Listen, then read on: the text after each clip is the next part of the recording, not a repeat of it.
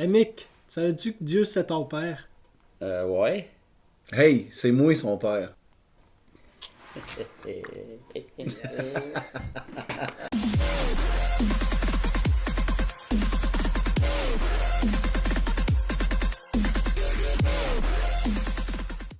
Bon ben, salut tout le monde, bienvenue à la deuxième épisode du podcast El Duotang. Encore une fois, je suis en compagnie de Mathieu, mon beau-frère. Et là, on a un invité spécial qui est mon père. Salut tout le monde. Fait que ça, c'est Terry Caron qui est mon père, aussi le pasteur de l'église évangélique du Témiscamingue, notre église à nous. Quelqu'un de génial qui a vraiment un désir pour toucher les gens puis apporter le cœur du Père aux gens puis de voir les gens grandir. Fait que je vais vous laisser un peu les laisser parler un peu là, voir si quelque chose d'autre à rajouter.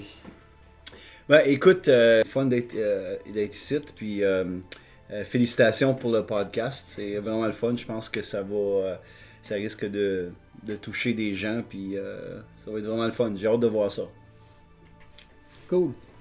Fait que, comme que j'ai dit il y a 2 semaines, la fondation de cette église, c'est beaucoup le cœur du Père.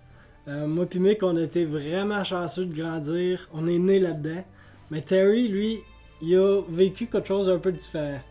Toi, Terry, quand t'es arrivé dans l'église, c'est quoi qui se passait dans ça là? Qu'est-ce qui se passait? Quand je suis arrivé en 94.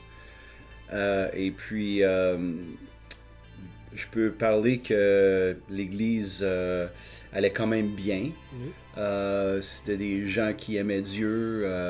Il y avait vraiment des gens extraordinaires qui étaient là. Mais il y avait beaucoup de blessures. Beaucoup de blessures. Et je peux dire que même moi, je me rendais même pas compte à quel point que moi-même j'étais blessé. Fait que il a fallu qu'il y ait vraiment une grande œuvre de guérison de cœur qui se passe. Puis c'est ça qui a permis qu'on peut être ici aujourd'hui. Cool. Puis, je sais que toi, tu as eu plusieurs expériences avec Dieu qui ont mené à apprendre qui il était. Tu veux-tu nous parler un peu de ça? Mettons, quoi t'as fait pour découvrir qu'il était un père? Oui. Écoute, je vais essayer de faire la version abrégée. Raccourci, ouais. Parce que j'ai donné ma vie au Seigneur en 1986. Et puis, évidemment, la Bible dit que quand on donne notre vie au Seigneur, ben, on connaît Dieu. Ça, c'est connaître Dieu. Mais Dieu est tellement grand que c'est pas juste en donnant ta vie au Seigneur que tu as réussi, si tu veux, à tout le connaître. Fait que moi, j'ai connu vraiment Jésus comme mon sauveur. Puis il m'a sauvé de plein d'affaires que quand j'étais ado, que je m'étais rentré dedans. Délivré d'un paquet de choses, puis je suis tombé en amour avec Jésus, puis passionné de Jésus. Je voulais le faire connaître à tout le monde. Donc Jésus pour moi, c'était tout. Et évidemment, il est tout, dans un sens. J'ai appris vraiment pas longtemps après à connaître le Saint-Esprit. Et j'ai vécu toutes sortes d'expériences avec le Saint-Esprit, la puissance de Dieu dans ma vie aussi, à travers de moi, toucher les autres gens, des guérisons physiques, toutes sortes d'affaires. Mais une affaire que, encore, je me rendais même pas compte, c'est que je vivais beaucoup comme un orphelin. Beaucoup. Ouais. Même si j'avais été adopté par Dieu, mais j'expérimentais pas son adoption. Juste expliquer un peu c'est quoi un orphelin. Mettons pour les gens qui sont pas habitués d'entendre ce mot-là. Là. Oui. Un orphelin spirituel, c'est quelqu'un qui vit comme s'il n'avait pas de père. Donc, c'est quelqu'un qui n'a pas saisi que Dieu le Père l'a approuvé, qu'il est aimé, qu'il est sécurisé dans l'amour de Dieu le Père, qu'il n'a pas besoin de se prouver parce que il est déjà approuvé. Ça, c'est une petite phrase qu'on dit, qu'on n'a rien à prouver parce qu'on est déjà approuvé. Dans le fond, c'est souvent des gens qui sont basés beaucoup sur la performance, qu'il faut que je fasse quelque chose pour être aimé. Oui, puis je pense que pas mal tout le monde, on passe par là. Ouais. On a... Même nous autres, on a grandi en sachant que Dieu est un père, mais on a quand même passé à travers de ces étapes-là. Je pense que c'est dans la nature humaine de vraiment vouloir, tu veux Tu tellement veux être tellement aimé, plaire, c'est ça, tout, que tu te dis, ben là, faut que je fasse quelque chose, tu sais. Puis c'est souvent parce on cherche l'approbation des autres aussi avant l'approbation de Dieu, fait que ça, c'est ça, si on cherche tout de suite pour que les autres nous aiment, c'est sûr et certain qu'on va vouloir absolument performer puis faire quelque chose. Là. Oui, puis vous touchez un bon point où on peut connaître beaucoup de choses intellectuellement, mais de le connaître dans le sens de l'expérimenter, c'est vraiment une autre dimension. Donc on peut connaître théologiquement que Dieu c'est un Père. On connaît Dieu le Père, Dieu le Fils, Dieu le Saint-Esprit. Ouais. Mais de les vivre, de les expérimenter, puis de vivre c'est quoi le fait que Dieu est un Père, c'est vraiment quelque chose d'autre. Puis c'est là où est-ce que, comme pour moi dans ma propre vie, c'est sûr que ça vient de mon enfance parce que c'est souvent relié aux expériences de notre enfance, où est-ce que je voulais vraiment être aimé. Vous avez touché ça. Je voulais que les gens m'aiment. Je voulais que les gens disent que t'es bon, puis on t'aime, puis tout ça. Puis je suis même devenu pasteur comme ça. Où est-ce que je performais et j'avais besoin que les gens me disent que c'était bon, qu'ils étaient fiers de moi. Pourquoi? Parce que je l'avais pas réellement entendu, premièrement de mon père dans la chair, mon père terrestre, puis mon père c'était un homme extraordinaire, mais il a été élevé d'une manière où est-ce que on disait pas ces choses-là, puis tout côté émotionnel, c'était pas il était pas à l'aise avec ça. Mais quand je suis venu au Seigneur, ben moi je l'avais jamais entendu de mon Père Céleste non plus. J'avais jamais eu cette expérience-là. Puis ce qui est intéressant, c'est que même Jésus avait besoin de cette expérience-là. Dans Matthieu chapitre 3, versets 17 et 18, quand ça dit qu'il s'en va pour se faire baptiser dans le fleuve du Jourdain, ça dit que Jean-Baptiste l'a baptisé, bon, puis le Saint-Esprit est descendu sur lui, le ciel s'est ouvert, le Saint-Esprit est descendu sur lui sous la forme d'une colombe, mais il y a une voix qui s'est fait entendre. Puis cette voix-là, c'était « Celui-ci est mon fils bien-aimé, en qui je prends plaisir ou en qui je mets toute mon affection. » Mais Jésus, à ce moment-là, avait rien fait de ministère. Il n'avait rien fait pour prouver sa valeur ou prouver qu'il était bon. Et le Père lui a dit, juste comme ça, « Voici mon fils que j'aime. » Il y a eu cette approbation, cette affirmation-là du Père. Et moi, je crois vraiment que c'est ça qui a fait en sorte que Jésus a pu aller, tout de suite après, tu lis dans Matthieu, il est allé dans le désert, conduit par l'Esprit pour être tenté par le diable pendant 40 jours. Puis, dans ces 40 jours-là, la voix de son Père résonnait dans son cœur. Je suis le Fils. Pourquoi? Parce qu'après ça, quand le diable le tente, qu'est-ce qu'il vient faire? Il dit, si tu es le Fils de Dieu. Si tu es le Fils. Il venait tenter puis mettre en doute la parole qu'il avait entendue dans le fleuve du Jourdain. Fait que c'est la même chose pour nous autres. C'est que, puis pour ma vie, c'était comme ça. Il a fallu que j'apprenne à connaître Dieu comme un Père, mais que j'ai cette révélation-là qui a brisé tout cet esprit de performance-là sur ma vie. Puis qui m'a amené à vivre comme un fils et non plus comme un orphelin, quelqu'un qui vit sans père. Au début de ta vie chrétienne, tu voyais Dieu, tu voyais pas Dieu comme un père, mais tu le voyais comment, mettons? Mais je le voyais comme un Dieu super exigeant. Ok. J'en faisais jamais assez. Je lisais jamais assez la Bible, je priais jamais assez, j'évangélisais jamais assez. Donc il y avait ce poids qui était sur moi. Puis heureusement que Jésus était là. Parce que Jésus, c'était mon sauveur, puis lui, il me pardonnait parce que j'avais pas assez prié, puis j'avais pas assez lu la Bible, puis j'avais pas... Fait que c'était comme, oh, Jésus, je t'aime, Jésus, je t'aime. Mais le Père, Dieu le Père, j'avais comme peur de lui. Fait que t'es rentré dans le ministère avec ça comme comme optique de Dieu dans le fond.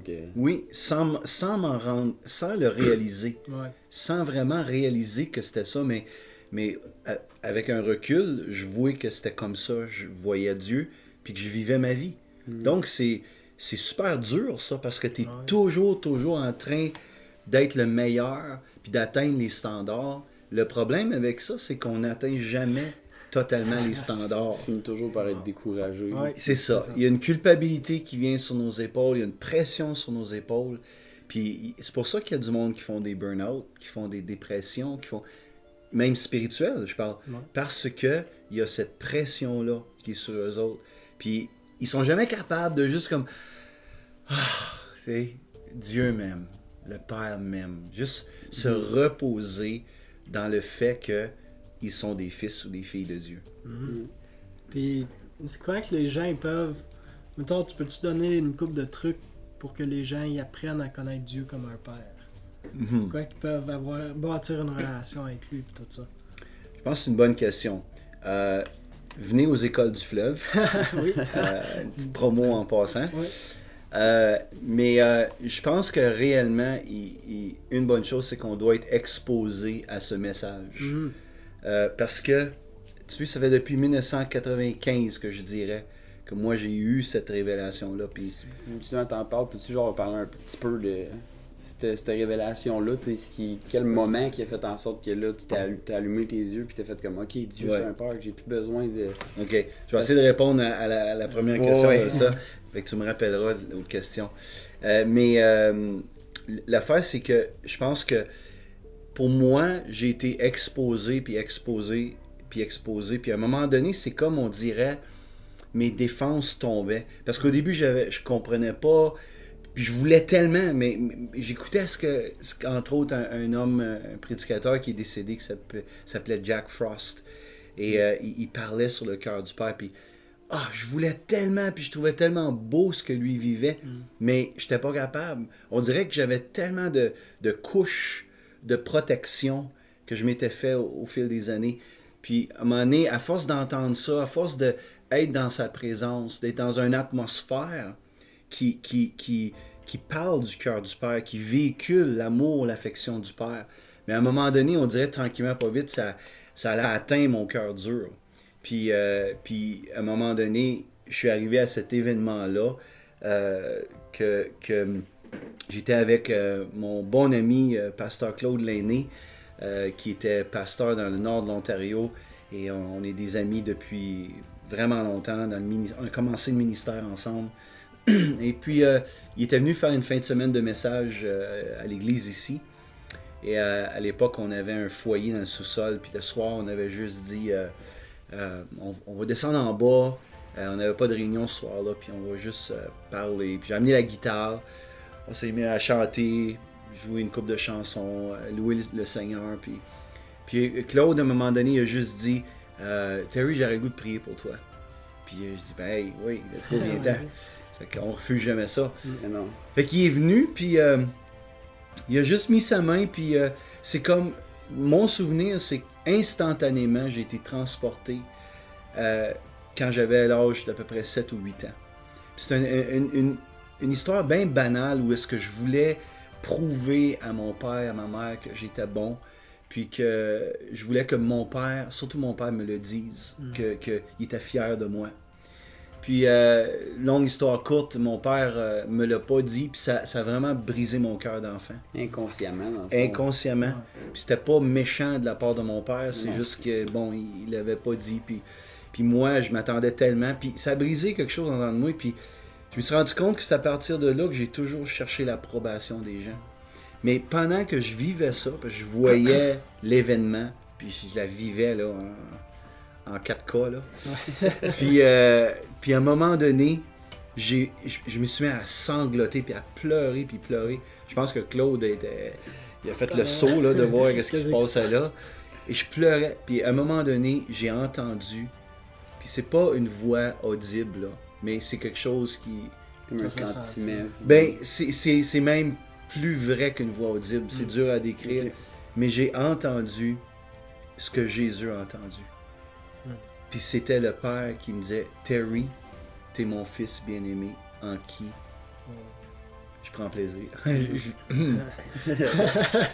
Encore après toutes ces années, ça me touche. Parce que je me suis mis encore à sangloter, puis à sangloter. Puis c'est comme j'ai commencé à ressentir l'amour puis l'affection de Dieu le Père. Puis il a commencé à juste me serrer, puis à guérir tout, plein d'affaires. Mais c'était le début. Ouais, La porte, c'est comme si la porte s'est ouverte. Puis à partir de là, jusqu'à aujourd'hui encore, je vis l'affection, puis je vis des guérisons encore. Ouais. Parce que C'est un processus. tu sais. c'est un processus. Dans le sens que, peut-être que oui, ça arrive à des gens que c'est d'un coup, mais je pense que aussi, tu sais, c'est... On va se faire blesser toute notre vie. C'est ça. Il y a c'est ça aussi, là. C'est ça, peu importe ce qui va arriver, même le fait que tu sais que Dieu est un père, veux pas, en tant qu'humain, tu t'attends que les autres t'aiment. Tu t'attends que, tu sais, même à ça, comme tu dis, on va être blessé, fait qu'il faut guérir, faut pardonner, faut... Ouais. Tout ça, là, Faut continuellement se tourner vers le Père, puis vivre dans son amour, puis vivre dans son affection, puis son approbation. Puis c'est de vivre à partir de là. Donc, la vie change, c'est que on fait plus des choses pour être approuvé, mais on vit, puis on sert le Seigneur, puis on donne parce qu'on est approuvé. On vit pas pour être aimé, mais on vit et on donne et tout ça parce qu'on est aimé, nous sommes aimés. Fait que ça, c'est notre fondation, puis c'est à partir de là qu'on peut vraiment servir Dieu, puis qu'on peut vraiment aimer les gens, puis donner, puis vraiment se donner pour la cause de l'Évangile. Mais c'est à partir d'une fondation on sait qu'on est aimé, puis on vit dans cet amour puis cette affection-là. C'est vraiment, dans le fond, comme une des bases de... Selon moi, c'est la base de tout. Puis quand je dis base, je dis pas dans le sens que c'est basique, puis puis on passe à d'autres choses. Non, c'est le fondement, parce que on a toujours besoin d'être aimé, puis on a toujours besoin de se sentir aimé. L'être humain a été créé avec ce besoin-là. Puis il y a juste Dieu qui peut le combler réellement. Les hommes, ils vont des fois le faire, des fois ils le feront pas, des fois, mais Dieu est fidèle, puis j'ai besoin de demeurer dans cet endroit-là. Puis c'est ça, de demeurer dans l'amour de Dieu. Puis j'aime le point, tantôt tu disais que Jésus a commencé son ministère après cette révélation-là. C'est ça. Fait que tu sais, tu peux faire ton ministère avant, mais est-ce que ça va avoir autant de fruits? Puis ça peut être dangereux même tu vas t'épuiser, puis tout ça, tandis que quand tu dis que Jésus qui est Jésus, qui est tout, que lui attend, ça y prenait la révélation que son père l'aimait avant de commencer son ministère, tu sais. Il fallait qu'il entende cette voix-là. Moi, je crois qu'il l'a aidé à passer à travers les 3 ans de sa vie. Puis on sait que Jésus, régulièrement, il s'isolait pour retourner prier son Père. Puis encore, si tu vois, si Jésus avait besoin de ça, ben moi aussi j'ai besoin, on a tous besoin de ça. Donc c'est ça. On a besoin de ça parce que si on le fait pas à partir d'une fondation d'amour, alors à travers de notre service, à travers de nos œuvres, tout ce qu'on fait, on va chercher à être aimé. Donc nos motivations sont plus bonnes à ce moment-là. Non, c'est Et c'est fou quoi qu'il y a de gens qui ont pas cette révélation-là encore. Cause toi, tu vas en Afrique, tu vas en France, tu vas à tout plein de places, puis les gens ils connaissent pas ça. Puis c'est seulement un message qu'il faut qu'on essaie de répandre, puis ça fait juste faire du bien, là. Oui, mais je pense que faut le vivre. Ouais. Faut le vivre pour soi-même. Puis une fois qu'on l'a vécu, on est capable de le donner. Tu vois, une des choses qui me frustrait un peu au tout début, quand j'entendais ce message-là, puis que je le vivais pas vraiment encore, j'allais à des conférences, puis on en parlait, puis je disais, y a-tu du matériel, y a-tu quelque chose que... Parce que je sais que mon église a besoin d'entendre ça. Je peux-tu avoir quelque chose pour l'enseigner à l'église, puis Jack Frost... Du concret, là, comme des livres ou des choses comme ça. T'sais. Et Jack Frost, il répondait, puis il disait, tu pourras jamais le communiquer tant que tu ne le vis pas toi-même. Puis je me souviens, puis heureusement, à un moment donné, puis après que je l'ai expérimenté, j'ai tellement compris. Ouais. Parce que la doctrine, si on veut dire, du cœur du Père, ou le message du cœur du Père, peut simplement être un message. Mais si c'est vécu, il y a quelque chose qui se passe quand t'en parles. Il y a quelque chose qui est communiqué, qui est vécu.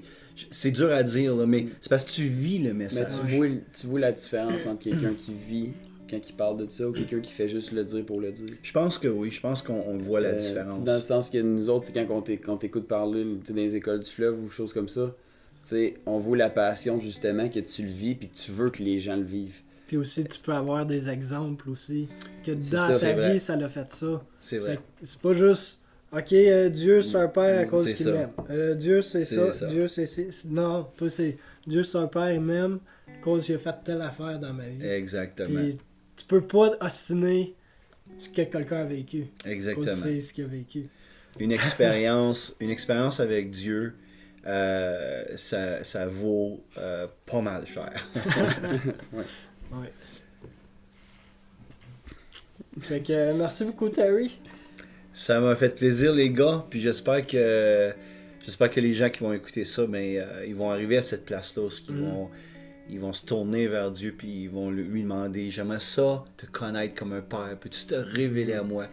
Puis juste peut-être en terminant, juste pour dire que Jésus, ça dit dans Jean chapitre 1 verset 18 que Jésus est venu pour révéler qui est le Père. Ouais. Et le ministère de Jésus, c'était de venir nous montrer comment Dieu est et qu'il est un Père. Donc, d'aller vers Jésus puis de dire, Jésus, montre-moi le Père. Montre-moi le Père. Puis il va dire comme Philippe, Philippe, ça fait 3 ans que tu es avec moi puis tu sais pas que je suis le Père. Si tu m'as vu, tu as vu le Père. Fait qu'on regarde à Jésus puis on voit le Père à travers de ça. Puis on lui demande, Seigneur, viens guérir mon cœur. Viens, je veux avoir cette révélation-là. Puis la vie va changer. Nice. Parfait. Fait qu'on va juste finir ça en prière. Yeah. Ouais.